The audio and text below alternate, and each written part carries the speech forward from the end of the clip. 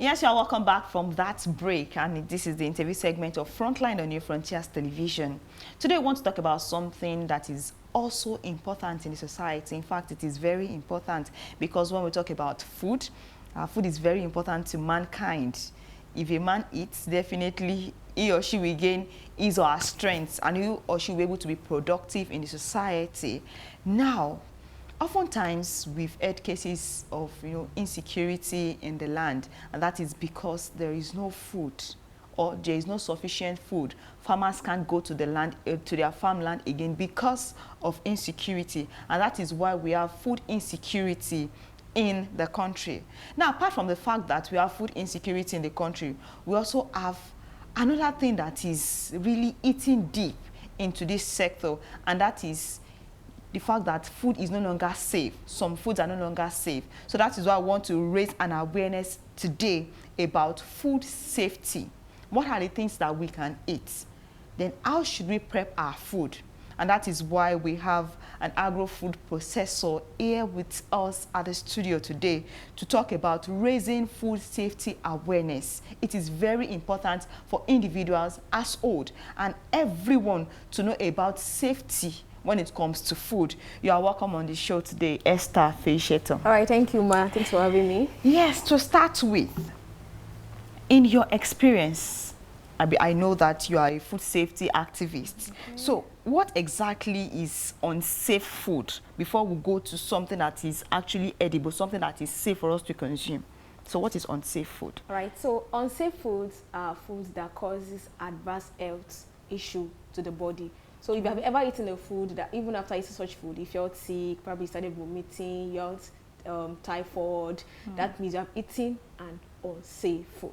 So unsafe food are probably foods that are not clean, that are being exposed to contaminants such as flies, sand, stone. Those are what we call unsafe food. Now, what are these common unsafe food practices that is rampant in our society? Okay, we have a lot. Okay. Just that we are not just cognizant of some of those things. One is we know washing our hands before handling food. Imagine you just coming from Bodija market or OJ market. You must have touched a lot of things in the market. You getting we are meant to wash your hands even before unpacking the food or even cooking. So we know washing our food before handling food is one of the unsafe food practices. Or probably you bought fruit and you didn't wash that fruit before eating it. It's also an unsafe practice because the fruit might have been contaminated maybe with soil or other things. So you're actually meant to wash the fruits also before eating. And also we ignoring expiring dates. Like that's also some of the unsafe food practices. If the food has expired or probably an item has expired or expired, no. That's expired, just leave it, get another one.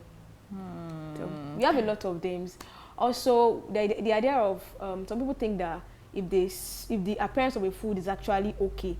For example, you exposed a food for let's say for like an hour, you went out, it wasn't uncovered, and you came back. What did she do? Because it flies in bell. It still smells nice. But whereas microorganism that is going to make you sick does not alter the appearance of that particular food. The food is already uncovered. You don't know, maybe flies has entered. Be like, oh she look good. Oh she done now. Oh smell nice. I can see it. Whereas no, because microorganisms that will actually affect you or make you sick will not alter the appearance of the food, will not alter the taste, and will not alter the smell of the food. So the act of we not covering our food, or let's say improper storage of foods, opening it to room temperature instead of putting it in a refrigerator as well. So now let's go back to foods that are actually safe, that are edible. So what are those type of food that are edible? Okay, so foods that are safe. I'll still go back to the definition I said from earlier. So food safety, these are foods that are, or when processed, are clean, are properly processed, are properly cooked, are clean, such that when you eat it, it too makes you sick. These are processed food, properly processed, thoroughly cooked. They are clean. They are cooked in a clean environment.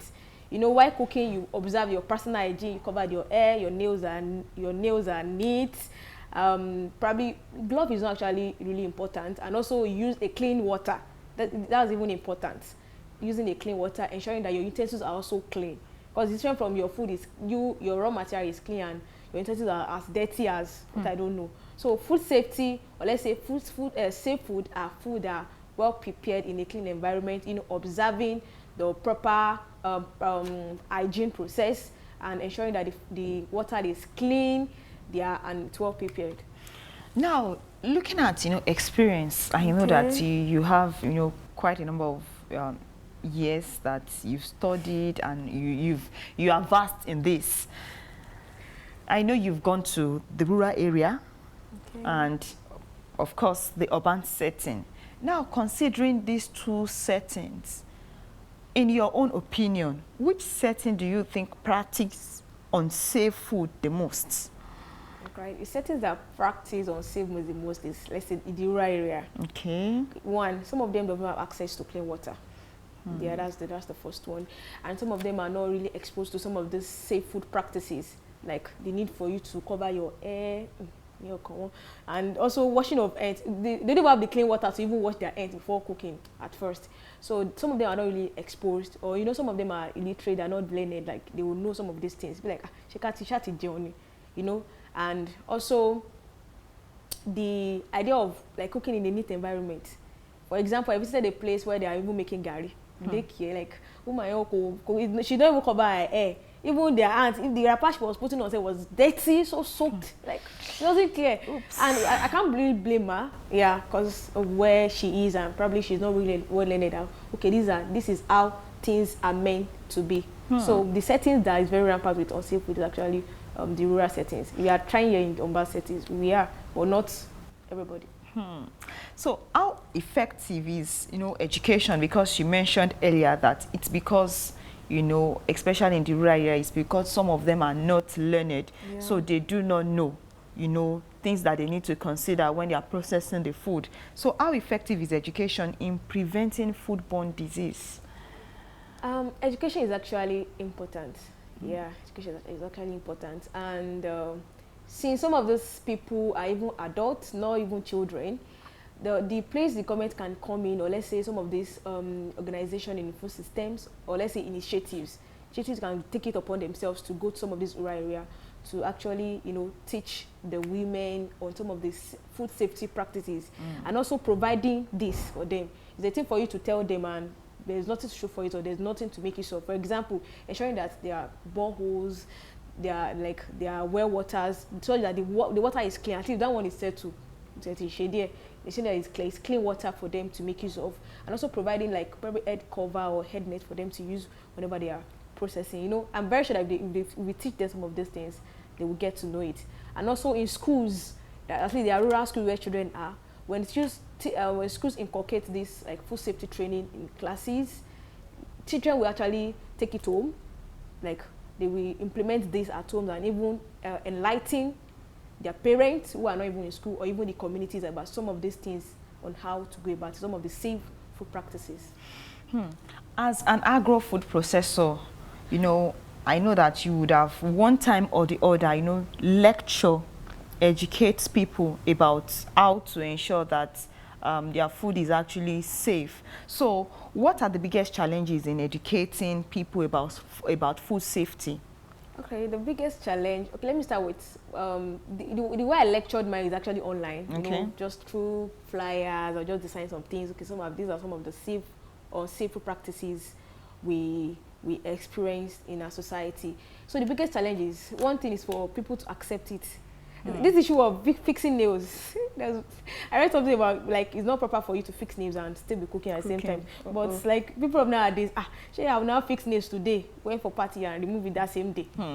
So we just have to keep trying our best to create the awareness, tell people, and I'm just hoping that people will make use of some of those things and put it into practice. So the challenge is some people not accepting, you cannot do without this. For example, now the issue of not washing fruit before eating, I'm also guilty of it sometimes. Like if I'm very hungry, I'll never remember that I'm meant to rinse the fruit. For example, when it's season of carrot, cherry, tangerine, I'm very hungry, I'll have forgotten to even rinse the fruit. I'm like, I've eaten this, I'm just hoping that I hope that it's safe. So the challenge is some people not accepting this and thinking that maybe we'll be fine. We'll use drug, but there are over 200 diseases that are related to this eating unsafe food. So we need to be cognizant and take note of some of these things as you are learning it, put it to practice. It's time for you to learn, hear it, and even act on it. Now, still talking about education, you are an agro-food processor, but whose responsibility is it, to lecture people to tell people about, you know, some food safe practices that we should actually imbibe in our, you know, in the home, then even in the society? I'm not sure I'm not sure we only have one person. Like, it's not one person's duty. Okay. It's everybody's business. Like, food safety is everyone's business. It's our role, even from the farmer to the food businesses, from the manufacturers to the end user, with the consumers, from regulators to researchers. Do you all have a role to play? Like, and it's bouncing back to we that's going to consume these things. It's for us. So we have a role to play. Either the government, maybe the schools, maybe health workers, maybe we the food businesses as well, maybe the food processors as well. We all have a role to play in ensuring that we create awareness, tell people, and even we are not going to lecture or tell people about this. There's a way to ensure that what we are producing is actually safe for people.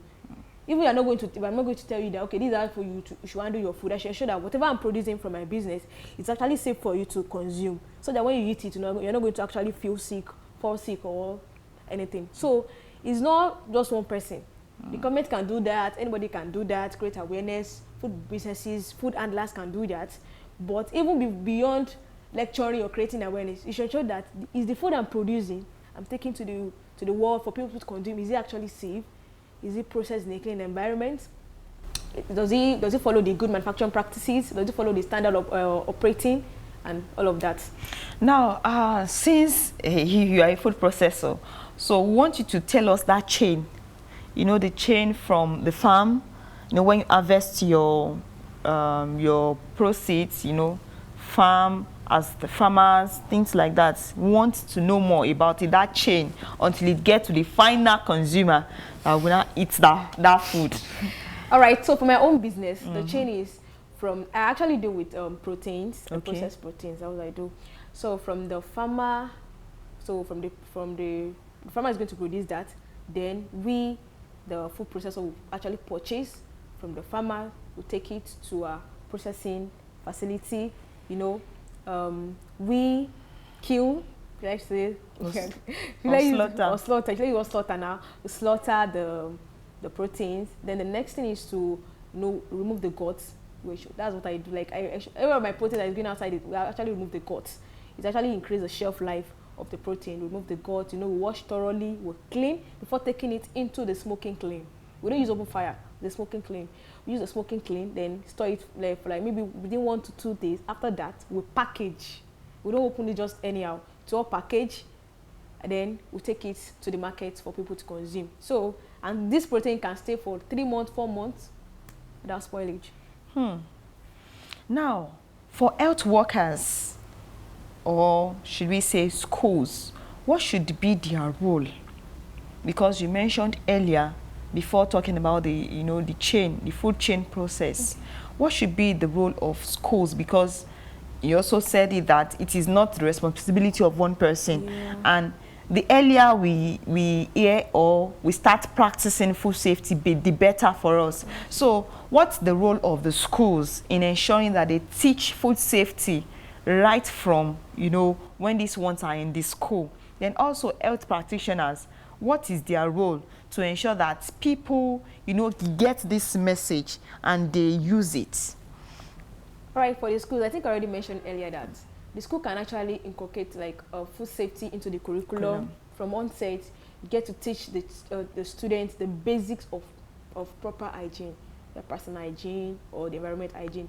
Teaching them their needs to wash their hands before eating. That's compulsory. Washing fruits or vegetables before eating. You know, ensuring that the place they're going to cook is actually in the environment is also very neat. You know, teaching the students to actually, it will serve as a lifelong learning for those kind of students, and they will influence the parents and communities at home. And I think there are subjects in the school like food and not, home economics, catering, like a trade. So they can actually put this into some of the subjects so that the students can actually learn it and they become part and parcel of them. They take it home and tell their mommy, you don't do it like this. You have to wash your hands before cooking. Mommy, you have to wash the plate. You have to wash the knife before reusing and all of that. Then also health workers, they also have a role to play. Can curate maybe health outreaches. They can create seminars or community programs for people that comes to the clinic, or even generally. You know, I think during COVID-19, decided using banners. They can create banners and list some of the I think they are, according to WHO, they developed the 5 keys to save food. They can paste it on banners, paste it, maybe probably the community, whereby as you are going, you read it that, oh, before I eat, oh, I must wash my hands, do this, my kitchen must be clean and all of that. So health workers can actually do that. I think they are, every time they are like health clinic, they can create programs that will tell people the causes of foodborne illness, how to prevent it, and some of the proper safe food practices. Because at the end of the day, we get sick, we're still coming to them. So they should try to actually curb this. Tell people, okay, don't do this. Create banners for people that know, I think this technology, but for people that don't have access to online, to website, they can paste, print that, put it where everyone can see it. And I think that would definitely work out. Now, what advice would you give to households? Or, no, let's start from food vendors. Because we know that, maybe because of the way things are in the country, you know, some people don't find it easy to cook, you know, get food stuff. They will tell you that it's expensive, but if I have 1,000 naira, I can just get to the food vendor, get food, at least I'll be able to eat. So what advice would you give to, you know, food vendors to ensure that they are protecting themselves and others, you know, from foodborne diseases? Right, so to food vendors, I'll just advise them to prioritize the health of their consumer. I know they are here for business, it's for profit, but at the same time, prioritize the health of your consumers. Ensure that you follow the good manufacturing practices for producing food. Ensure that you use a clean water. Ensure that the environment is clean before cooking. Your staffs are neat as well. The thing for the water to be clean and the environment to be, but the people that are even cooking it are not clean. Personal hygiene, cover their hairs, make sure that the nails are clean, their clothes too are clean and neat. So, you know, following some of those manufacturing practices, some of these safe food practices, we actually result in that the consumer eats safe food. I read something on LinkedIn yesterday, like there's a particular food vendor. She used to have a lot of customers. Like, customers would just be boozing. You think that she did jazz. All of a sudden, no one comes again. And when they made inquiry that, what happened? Why have you not been coming? They said that everybody that eats at our store developed typhoid.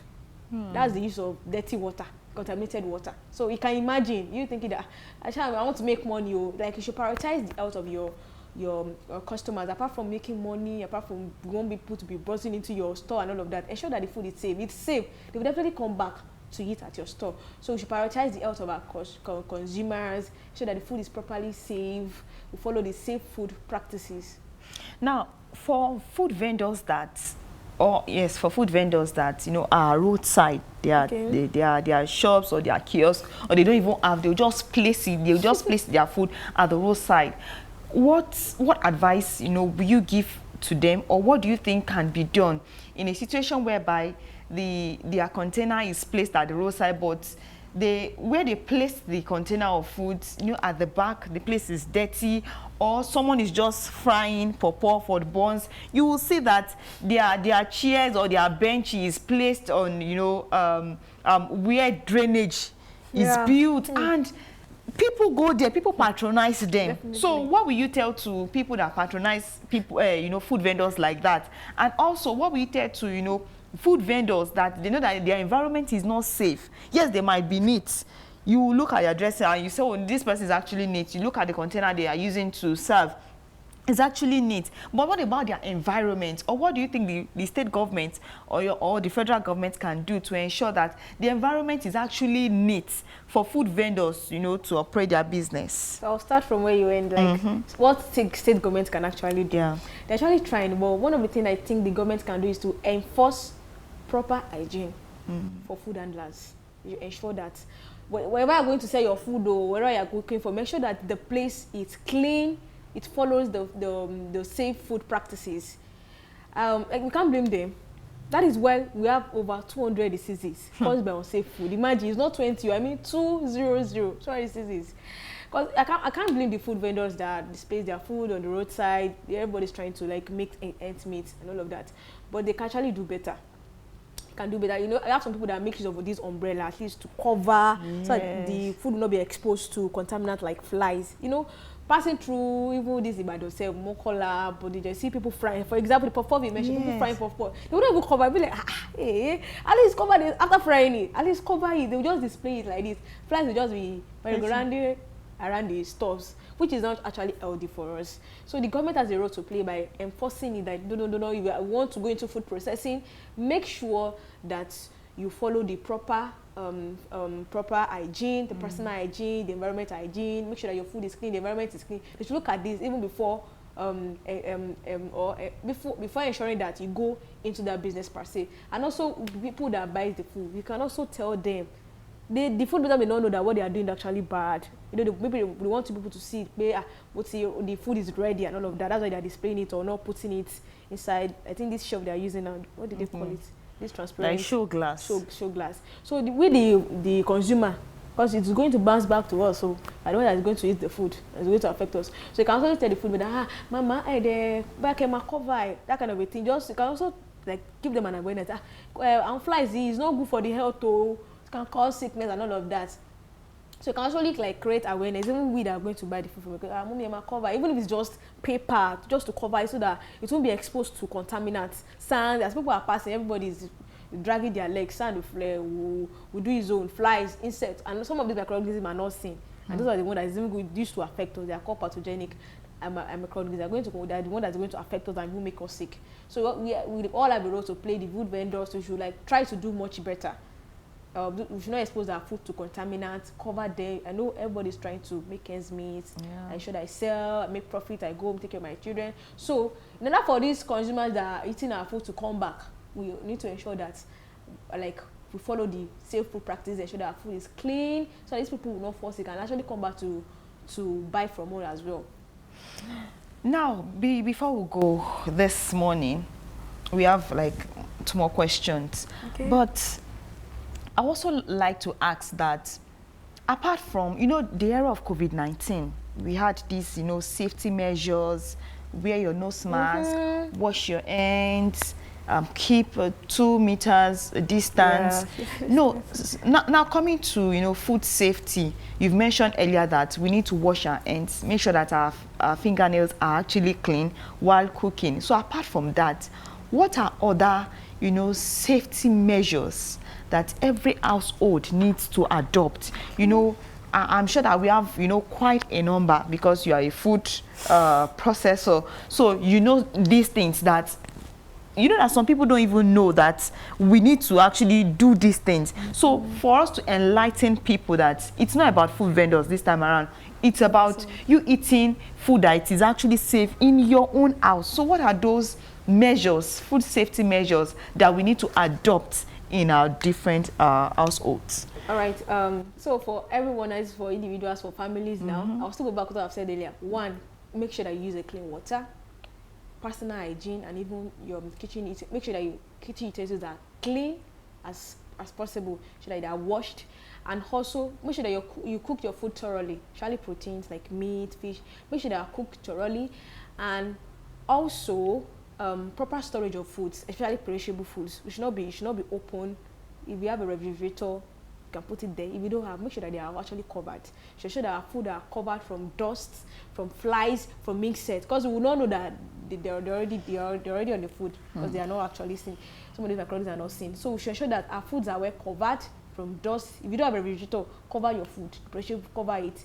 Or if you have a refrigerator, the perishable, make sure that you consume within 1 or 2 days. You can go back to the market and get that. So make sure that your personal hygiene, you can as well as cover your hair, because I really hate eating food and seeing strands of hair inside it. Oh, come on, it's not good.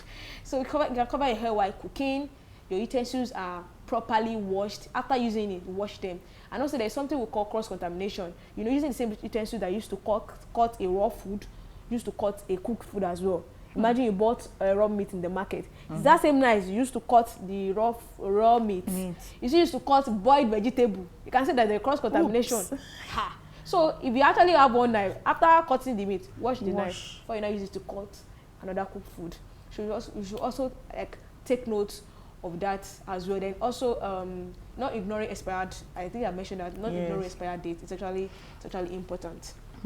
Now, still on that, I want you to dwell more on, I think this is actually is peculiar to ladies, women, actually. For example, I want to, dice my onions, and I realized that this onion is actually big. So I slice it into two, keep one, and use the remaining. Now, a day, 2 days, and that onion is still there. So if I want to use the onion again, I will just slice the surface, and throw it away, and then use that. So I want you to talk about it. Or when you get a tomato in the market, you realize that maybe a part is spoiled. You just use your hand or knife to peel the spoiled part and rinse it and use it. So I want you to tell us, the effect of all these things to us. I'm also guilty of that too. I'll not even lie.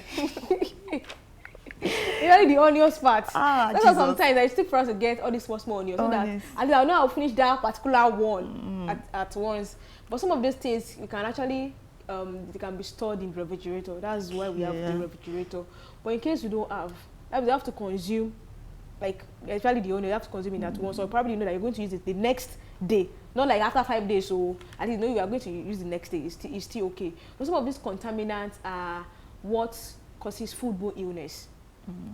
Yes. So when our food is contaminated, these are what causes foodborne illness, and this varies from food poisoning to food infections, such as we have a lot of salmonella, norovirus, and all of that. So we need to just ensure that our foods are free for contaminants, are free from microorganisms. They are well covered. You're not going to use it, store it. They should be proper. Let me say proper storage now. Should be properly stored. And probably that kind of onions can actually put it in in a nylon. Okay. Maybe, but at least just so that fly at least not be contaminated. At least be free from flies and insects and all of that. Yes, still talking about that. I just remembered something now. Our mothers. I told you that the female gender were actually guilty of this. For example, you boiled meat. Maybe you now decide to fry it, and maybe there is no light, so you brought it out and you realize that there is, maybe 2 days, 3 days, maybe because of it, there is mucus on the meat already, on the fish, and you just say, let me just use hot water to just rinse it. So how healthy is that? I'm not a networker, but I do that social. All these things they are not healthy. They are not actually good. They are not healthy. That's why we have like over 200 diseases. So how did they calculate 200? Some of these little things, these are what causes some of these things in healthy. They are not actually healthy. But the fact that you are using hot water to not actually cold, you are using hot water to actually rinse and wash such protein. You can see. Okay. So now, lastly, before I release you this morning, what are the key messages? I know that you've passed a lot of messages, but what are the key messages you want our viewers to actually learn from food safety awareness? Something that when they see food, they're able to remember that, oh, I ate this, I viewed this, and I said something like this. So the key messages that we need to put in our hearts, something that we cannot forget easily. Okay, so I will leave us with the 5 keys to safer food by the World Health Organization. So the first one is keep clean. Keep clean. That's your food, your environment. Keep clean. Keep clean. The second one is you separate raw from cooked food. I think I mentioned that, your utensils and all of that. Separate raw from cooked food. Proper storage of foods. Make sure that your food are proper stored. They are not properly stored, rather. They are not open to flies or insects. The next one, cook thoroughly. Make sure that your food are cooked thoroughly, and also use save water and save raw materials. Make sure that you use clean water and make sure that your raw materials, whatever you're cooking, is also clean and well washed with clean water. So those are the 5 keys to safer food by the World Health Organization. Keep clean, separate raw from cooked food, keep food at safer temperature, cook thoroughly, then use save water and save food raw materials. Thank you very much. Thank you for exposing us to the need for us to ensure that our food is actually safe, because when we eat safe food, definitely we are healthy. And that's much we'll be taking on our interview segment for today. I am Victoria Ayoleye. Good morning.